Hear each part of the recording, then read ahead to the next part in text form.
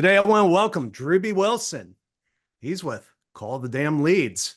Now, that's not language I normally use, but I love the spirit of it. And I've been talking to Drewbie a little bit off camera here, and I can tell you, I'm absolutely excited about where we're going to be going. This is a story of, I don't know, I don't even know how to color it, but what I can say is if you're running an organization, there's a lesson here for you leading your people. There's a lesson here for what you should be looking for in your people. I think most importantly, there's a lesson here for yourself. Mm. And so with that, I just want Drewbie, welcome. I'm glad to have you here.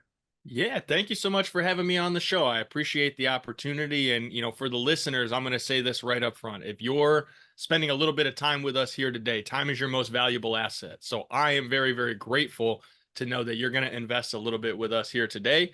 And I really plan on bringing you a lot of good energy and value to this show. So thank you for being with us. And again, thank you for the opportunity to be here. Yeah. So Drewbie, you threw out so many things. I didn't go very deeply when in the pre-call, but because I wanted it to come out, I wanted everybody to hear it for the first time, myself included. And I have trouble knowing where to start. Let's start with your weight.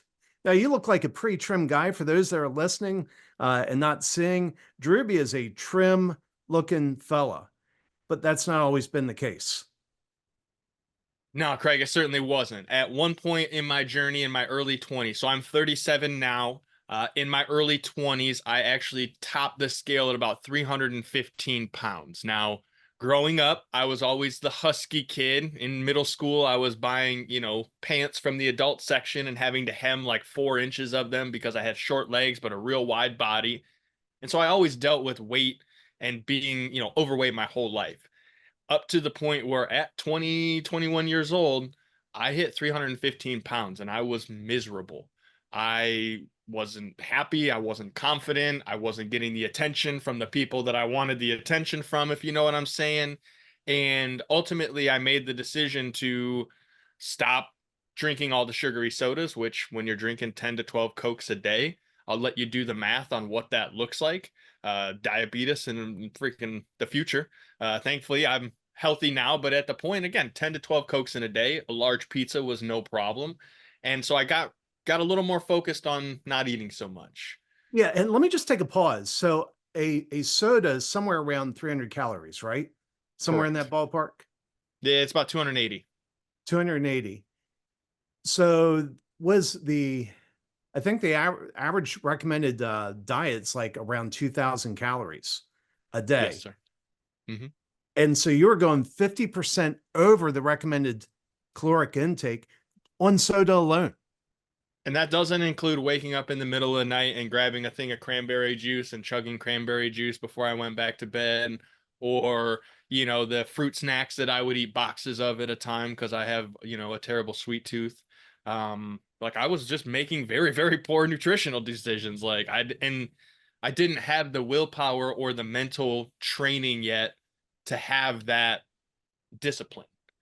And so as I started developing that, I got rid of the sugary drinks. I stopped eating all the candies and the sweets and went through a season where I got down to, I don't know, 250 maybe, and then started doing drugs.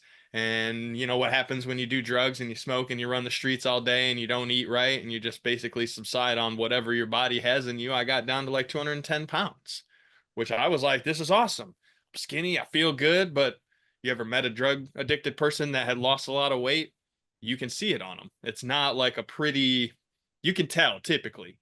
And thankfully at the time, the girl I'm married to now saw me and was like, this is a guy that I'm into. And we have a whole story that we could go into the depths of as well, from addiction and all the different things that I went through and put her through and we went through together. But I got comfortable, started eating more. She got pregnant. We had a son. I went from 210 pounds back up to 280 pounds. And to the point where she came to me and she's like, hey, man, I love you. But like all of this, that ain't it. It's not the man I married and it's not the example that I want for our son. And so, like, She wasn't saying she was perfect either, but she was making that decision for herself and wanted me to be on board with it. And I mean, I don't know if anyone's ever told you, hey man, I love you, but I'm not attracted to you, to like, that's a heavy, heavy pit in the stomach there, Craig. That would be crushing. That would It crush me. was. Yeah. Well, and then, you know, on the other side of that, I had a friend who I was working more, and I had got to a point where I was making a little bit of money, and I had actually retired my wife to where she didn't have to work anymore. And he was like, hey man, you know, I see you're putting in the work, you're building your business up, and you're making a little bit of money, but really, how would it feel if you were, boom, all of a sudden you're up in heaven watching down, and there's some other jerk in your bed with your wife in your home, your kids in the other room crying because you're not around because you didn't make the time to take care of yourself first and to be there and be the person that you said you were and that you committed to being when you had that baby and you married that girl. So what's it going to be? Mm. Oh my goodness. Doesn't Wow. sound like heaven, does it, Craig? No, but I mean, what a good friend that would ask you that question. Yeah. Shout out to Jeff, man. He's a real friend, and I know over the years he and I have had those ups and downs, those peaks and valleys, and it's one of those things where it's really nice to have someone that, good or bad, they're going to shoot you straight. And I'm very, very grateful that I've surrounded myself with more of those kinds of individuals as I've gotten older, as I've learned some of those hard lessons in life. And, you know, my wife, she's one of those. She was able to tell me, hey, man, you're getting fat. I don't want to go to bed with you because you're not who you were when we started this process. And there's probably someone listening who either is in a season where they're not doing the things that they used to do to get the result that they were getting, and they're starting to see that effect, or they're realizing that there's a gap. Something has happened in their situation because the work that needed to be done to get there is no longer being done. And so it's starting to fall apart. Those little cracks are forming. And in my relationship personally, I can tell you that Christmas Eve in 2019, when I thought I had built all of these things up, and my wife handed me her wedding ring back and was like, no, you're married to the business, not your family anymore. Again, it was that realization of, who are you surrounding yourself with willing to have those hard conversations with you? Wow. Now there's so many things to break down here. And, yeah, 3 years ago, I lost 40 pounds by going into a 6 week coma. What was your method for losing weight? Math, calories in, calories out. Like you said, hey man, 10 sodas at 280 calories a piece is 2,800 calories. If you're only allowed to have 2,000 calories a day, guess what you can't have? 10 sodas. Probably shouldn't have any sodas because it's a lot of empty calories.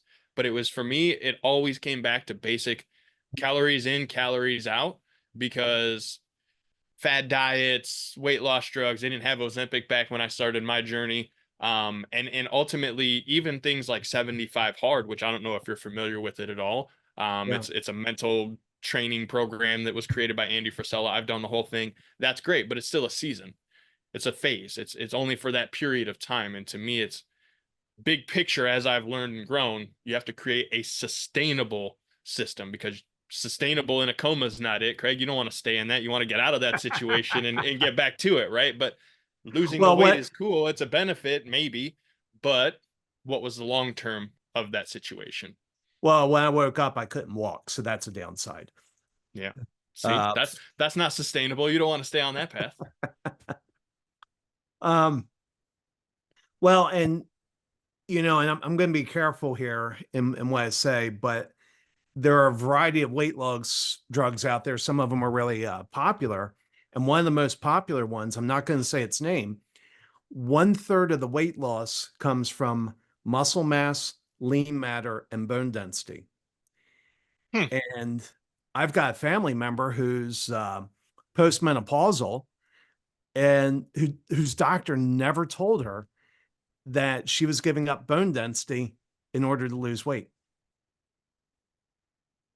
Well, and again, we don't have to go into it, and that's probably not what the point of this show is, but is it sustainable? And with something like that, have the long-term effects been studied? You know what the long-term effect study of calories in, calories out is? It works. And until you get to the nitty-gritty to where you're actually supposed to be, it doesn't matter. You burn more than you take in, the weight's going to go down. You can literally just eat Twinkies all day and it's going to work scientifically, but it's not a long-term thing. If you want to create the long-term, again, some of these drugs that exist, you can do them for 6 months, but what happens is you train yourself to have bad habits because you're relying on this crutch, this thing that's working for you in the background. You're not doing the work. The thing is doing the work. So what happens when the thing is gone? People put that weight back on. They go right back to the old habits that they had that were putting them in that position to begin with, which is why I hone in so heavily on people that it's like, whatever you're doing, is it sustainable for the long term?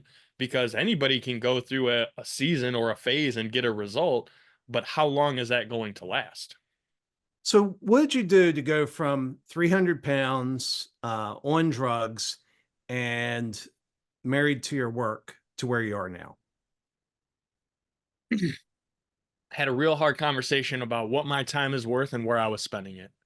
And it's really a two-part process, and it's a lot that I like to really work with my clients on, and anyone honestly that will listen to me as I share it, because I know whether you pay me for it or not, if you listen and you actually implement this, it will make a difference in your life. And so, Craig, if you don't mind, the simple formula is, let's take whatever amount of money you made last year as a total, right? Your main job, maybe your side hustle, maybe you have one of those websites where you share pictures of your feet or something. I'm not judging. I'm just saying, like, put all that together in a big pot and then take that number and divide it by 2,000. Because if you were an average person, which you're not, you're on a show like this, listening to Learn and Grow. So you're not average, but if you were, you'd work 2,000 hours in a year, 40 hours a week, 50 weeks, you take a 2-week vacation, right? We can kind of agree that's like the typical, Craig. Mm-hmm. So if you worked last year and you made 100 grand, you work 2,000 hours, your time's worth $50 an hour. That's just math, right? And it's very simple. Here's what I know though, Craig. If I were to put on a black cape and a hood and I knocked on your door and I said, "Hey, Craig, here's $50. I need you for an hour." What kind of response are you going to give me? Not a Uh, very good one. yeah, no. Right. We could pick some expletives, but we're not going to, because this is a clean show and that's not what this is about. But the point is, we start to recognize that we wouldn't exchange an hour of time for that amount. But there is a number somewhere where you start to think, okay, well, for an hour, that amount of money, I'll pretty much do whatever, because that money is a tool or a resource that I can use for the people, the things in my life that matter. Can we agree on that? Yep. Awesome. And so the second part of that is, as you start to realize, okay, my time is actually worth significantly more than what I'm actually putting it into, and you stop wasting the time and you stop saying, hey, I'll get to that when, or I'll go on that trip if, or then when, and you start thinking about, hey, if I know I've only got 24 hours in a day, because we can all pretty much agree that's 24 hours is a typical day. To me, there's only a couple areas of life that matter. Sleep is number one. Because again, I was addicted. And so if you've ever been on a bender for any time after 48 hours, it doesn't look good. You can't operate good. You're really just not a good human at that point. And so I think sleep is very important. And then most people want to spend time on their legacy, right? That's what this show is all about. Leaders and legacies, right? We put that at the top of the list because that's really important. And I love that. That's fantastic. Families, relationships, very, very important. And we have our business, because the majority of us don't have Joe Rogan money to where we can just make podcasts all day and do whatever we want. So like, we still have to work and show up to get paid. And then interestingly enough, we put ourselves last. That's why you get burnout. That's why you lose or you get out of shape and overweight, and you don't have that same energy that you used to have. But what's really crazy is, Craig, the last time you get on a plane, and every time you get on a plane, they tell you in an emergency, you have to put your own oxygen mask on first, or you're going to be a burden to everyone around you. So how interesting that people live this life where they put themselves last all the time, and yet they go out talking about how they're doing all of these things for all of these other things, and how they're this best version of themselves, and how they're all these things, but they put themselves last. So how does that work? Yeah. Yeah, and I gotta say, I've struggled with that multiple times in my life. I've allowed before I got sick and went in the coma, my weight had crept back up, not 300 pounds. I was, I was at 220, I think, 220, 225. And, um, and what happens is I get I get kind of in this hamster wheel of I gotta work, gotta work, gotta work, and I don't take time to go exercise. And it doesn't take long to exercise. And what's worse is I know while I'm doing that, if I exercise, I will be more productive at my work. But I keep making the wrong choice. I've done that several times in life. It's a Right vicious now, cycle. yeah, it is. So I mean, what would you recommend to people who are, struggling with that? Because anybody that's a business owner, you know, there are some people that are exceptionally well disciplined and they have their day mapped out. But I think most business owners struggle with that of they've got 10 priorities and time for 5 of those. I would Well, challenge how many of those are actually priorities. And the way that I would challenge the listener is to think about it like this. If you did a time study or an audit of your time and you put an alarm in your phone that went off every hour for the next 14 days, except for when you're sleeping, like put it on do not disturb when you're sleeping, get your sleep. But like, let's say at the top of every hour, you just stopped and you made a note of all the things that you did for that hour, starting from the moment you wake up. And so for me, it would look like this. Hey, I woke up, I focused 10 minutes on gratitude and I took some time to write down the 5 things that I was grateful for. And then I drank a big glass of water. And then I went to the bathroom and I scrolled Instagram for like 10 minutes while I was getting myself together. And then I made a pre-workout, and then I went and walked for 60 minutes. And while I was walking, I did X, Y, and Z. And then when I got home, I took a shower. And then I took 30 minutes and drove to the office. And then when I got to the office, I scrolled YouTube for 10 minutes. And then I did this and did this.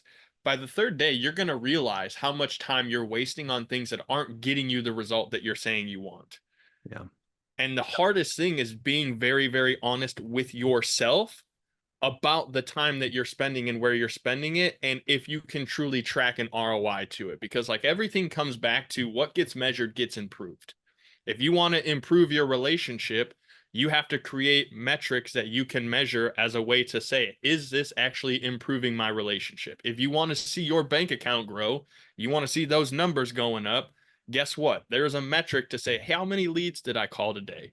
How many conversations did I have? How many offers did I make to potentially put more money in that account? There's a way to break all of this down scientifically, and it all just comes back to whatever the result you want, are you investing the time to get it?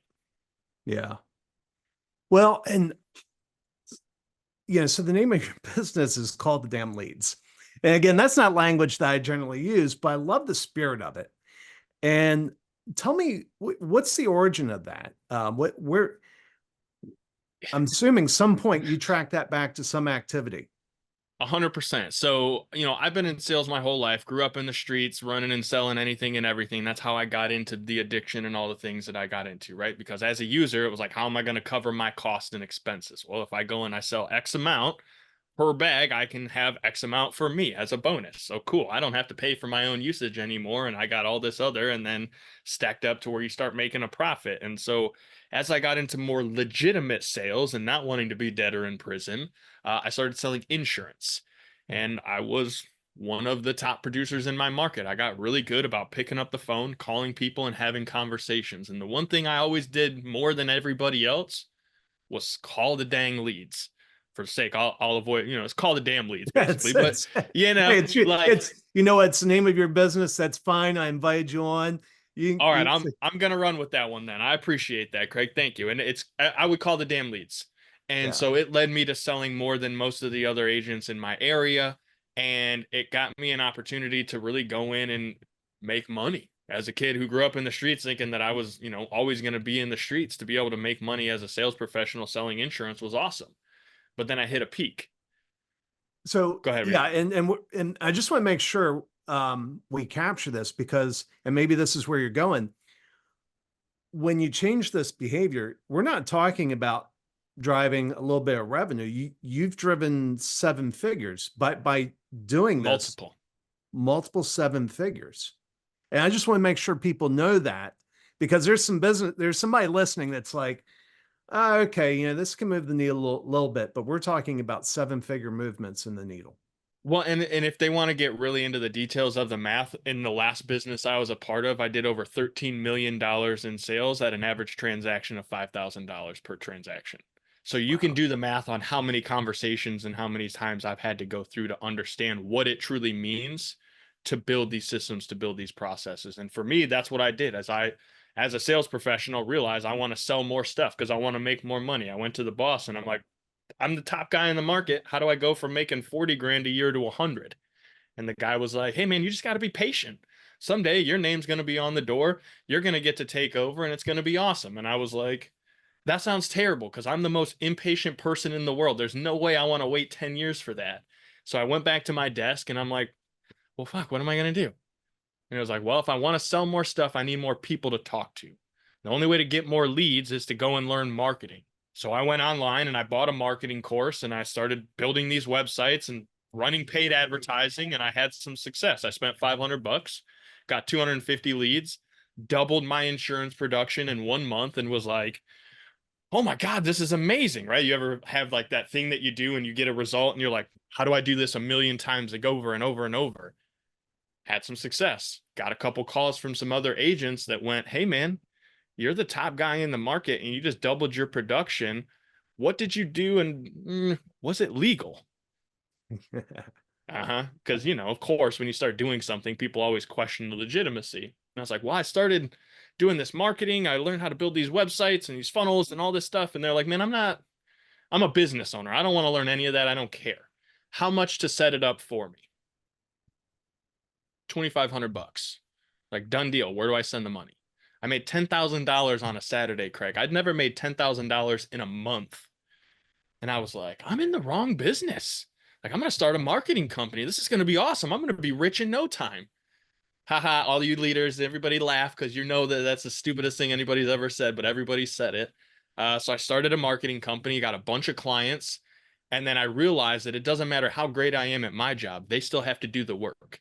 And one client in particular, who I charged $1,500, called me after I sent him 100 leads, and he said, "These leads suck. I want my money back." And I went, I don't think so. So I started calling them. I'm not a real estate agent. I don't have a license. I did stay at a Holiday Inn Express once, but that doesn't give me the right to sell or buy a home for you. But I started calling these leads. I set 6 appointments and got a signed contract for this condo that I'd never been to, nor do I know anything about real estate, Craig. I called the guy back. I was like, I don't know what you're doing over there. Here's all these people that want to buy the thing and a refund. Please don't ever call me, but you should probably call the damn leads. And that was it. And I hung up and I chuckled and I went to some marketing buddies of mine and I was like, it would be funny to put call the damn leads on a t-shirt. I bet I could sell 100 of them to these marketers and they'd all laugh and it would be funny. And it was a big joke. But I went to the trademark attorney that I knew at the time and I was like, I don't know, God's telling me that I should trademark this phrase because I think it's hilarious and other people are starting to say it. And someday I'm going to put it on a t-shirt. That was 3.5 years ago, Craig. And then in September last year, I got that download that was like, hey, man, it's time to make a shift. It's time to really lean in on your legacy and what you're trying to do as a leader. And I want you to really go all in on this Call the Damn Leads brand. And so that's what we did. Walked away from a $500,000 a year salary, big corporation that I was a big part of. And I went all in on Call the Damn Leads because I truly believe that it is the one thing that if you'll just do that, it will answer all of your money problems that you're dealing with right now in your business. I'm I'm a marketer and I usually do high ticket B2B stuff. And it's inevitable that the conversation's coming where at one point they're like, these leads are no good. And I'm like, by what metric? And it's bizarre. And I'm looking at leads. So I mean, as an example, I think of one. We had a client that did water management. They were able to reduce your water consumption for corporate campuses and large areas. One of their leads was the head of operations for SeaTac Airport in Seattle, and they never called them. Stop. That's not true. Tell me that's not a true story. That is 100% true. Oh, I was like, this guy has a $30 million budget. He's got the title. He's got the budget. He is your ideal customer. why hasn't anybody called them? Well, we emailed them and, we never heard back.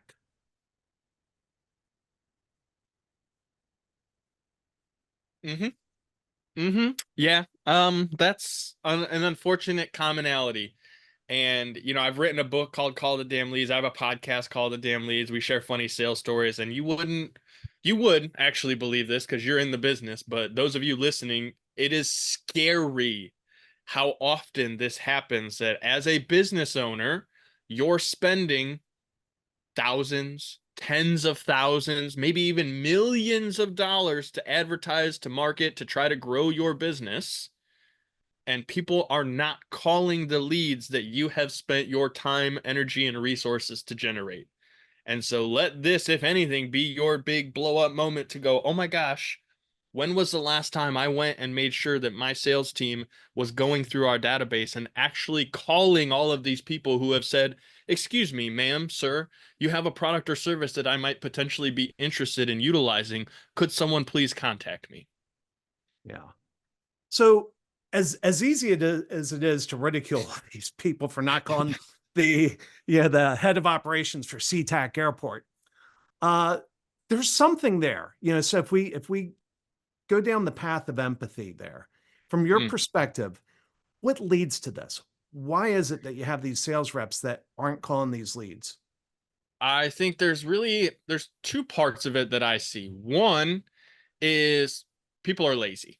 And I hate to say that, but from an empathetic standpoint, I think a lot of people, especially we're in 2024 now, they have instant gratification and they truly feel as though everyone should want the thing that they do or offer and they don't have to work for it. And that's something that you can work through with core values and training and different parts of it. But ultimately, I think a lot of people on the other side of it, they have imposter syndrome. And that's where I don't always think it's laziness. I think they're afraid. And what they're afraid is to get on the phone with someone where they're not going to have the answers. They're not going to be able to deliver the product or service that the person wants. And so their own hesitancy, their own roadblocks start to show up. And unconsciously, they're avoiding the thing because they're projecting out some situation that they think is going to happen based on their perception of the entire process, right? The salesperson that got that CTAC lead, they probably looked at it and went, well, there's no way in heck the head of operations for the Seattle airport went on our website and filled out this form. This definitely is a bunk lead. It's just they're like they have this preconceived notion of like there's no way that's possible. And that's a limiting belief.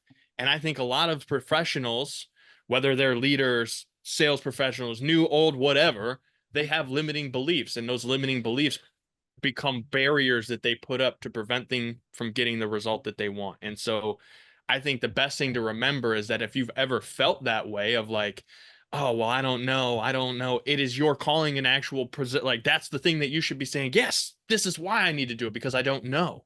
You don't know what you don't know Yeah. until you take action to know. And the only way to know is to call the damn leads and ask them those questions and say, are you John Smith from the SeaTac airport?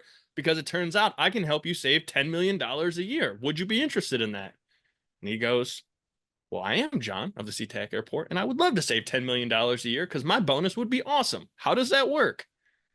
Yeah, Maybe it wouldn't go like absolutely. that, but it might. You don't know until you know. I've got a buddy who's Mormon, and we were having lunch a month ago or something like that. And he said, you know why Mormons are so good at business?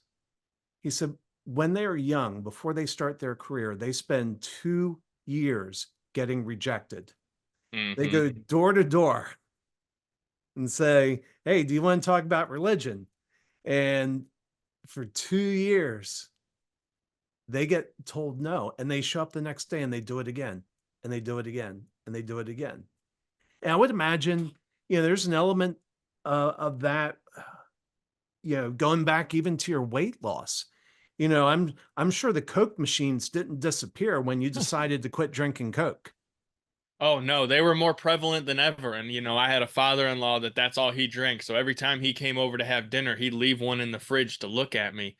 And it was to me, it was like that little discipline where, he was ribbing me and just joking about it and trying to make fun.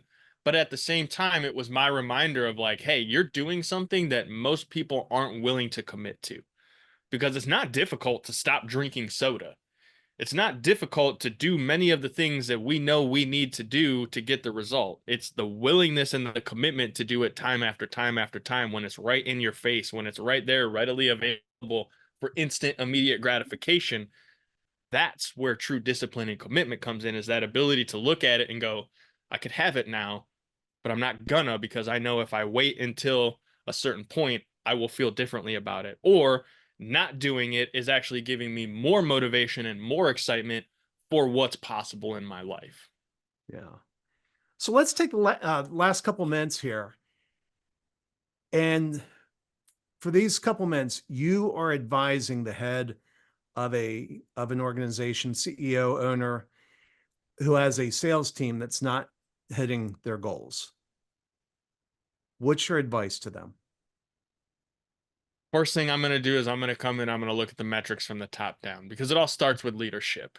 So, first and foremost, what are the expectations that you've put in place for these guys? Because if you're telling me they're not hitting their metrics, I need to know what are the metrics, because that's where we can start. It's like, all right, well, you're saying they're not doing the thing they're supposed to be doing. What are they supposed to be doing? And what I know, unfortunately, is that a lot of leaders operate on assumed knowledge. They assume you know you should be doing all of these things.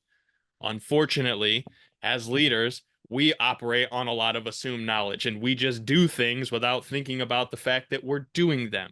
And so, expectations and communication of those expectations is where it all starts. Because once we know what those expectations were, then we can say, fantastic. And how did we deliver those expectations to the individual? Are they very sure and clear of what those expectations are? Because then if they're actively not doing the thing that they know they should be doing, now we can transition to a different conversation. But if they didn't know they were supposed to be doing that, I can't fault them for not doing the thing they didn't know they needed to do. Does that make sense? Yeah, it does. And I mean, that resonates strongly with me. I'm high on intuition. And so I assume the rest, everybody else sees what I see. And once they see it, they'll know what to do. And I get upset when they don't see what I see and don't know what to do in that situation. And it's been a lifelong lesson of, nah, you got to over communicate. You got to set clear expectations. You've got to over communicate. Even to the point, I found that the best leaders, when I look at the best leaders I've seen, I could repeat their script word for word because they say it so darn much. And what's interesting is if you ask them to write it down word for word, they probably can't, because they just do it so naturally, and in every situation they nuance it very slightly, depending on the person, depending on the cognitive bias, depending on where that person is right now in the moment, the energy that they're giving off, the level of thinking that they're operating at. A real professional and a real leader knows how to adjust for those variables. They're able to say, I'm going to give you the message and deliver it, but I'm going to do it in a way that resonates with you, because it's not about me telling you what to do. It's about you understanding what needs to be done so that you will take action to get that result. Yeah. Wow. Well, this is good. We could go another hour. I know we could, but we Absolutely. don't have the time. But I I mean, I love your passion. I love your mindset. Thank you, man. And if I think about a few things that you've said during our discussion, it's about math, whether it's losing weight or about driving revenue, it's math. Sit down and do the math, and to be able to then have some metrics tied to that you and your team clearly understand. And a lot of it is a lot of, at least what I'm hearing you say, a lot of the success is doing the things that are simple but undesirable, or Mm, simple but hard. yeah. I mean, and it's always not the fun, sexy part of the end of these conversations to be like, wow, we got you all hyped up and motivated, and guess what? Now you're gonna go do all the sucky stuff. Because to get success, you got to do the stuff that sucks. I like that. I love that. Well, hey, Drewbie, um, how do people reach you? Yeah, well, first and foremost, if they enjoyed the show, the thing that I would ask before anything else, share this episode on social media and tag Craig and I. You can tag me Mm, at Call the Damn Leads. I'm on every social media platform at Call the Damn Leads. You can literally find me anywhere you prefer to hang out because it's not about me, it's about you. And ultimately, I want you to feel comfortable knowing that if there's something I can help you with, you're able to come ask questions, reach out, and get the help because whether or not I'm the right person for you, there's something I can teach you along the way to put you on the path to creating the life by design that you want so that you can be the leader you desire and leave the legacy that you were destined to leave. So go find me on social media at Call the Damn Leads and then share this show, specifically this episode, because this is the one that you listened to and you got value out of first. And nothing would do me or Craig any bigger favor than letting other people know that you spent some time here and it was worth the time that you invested.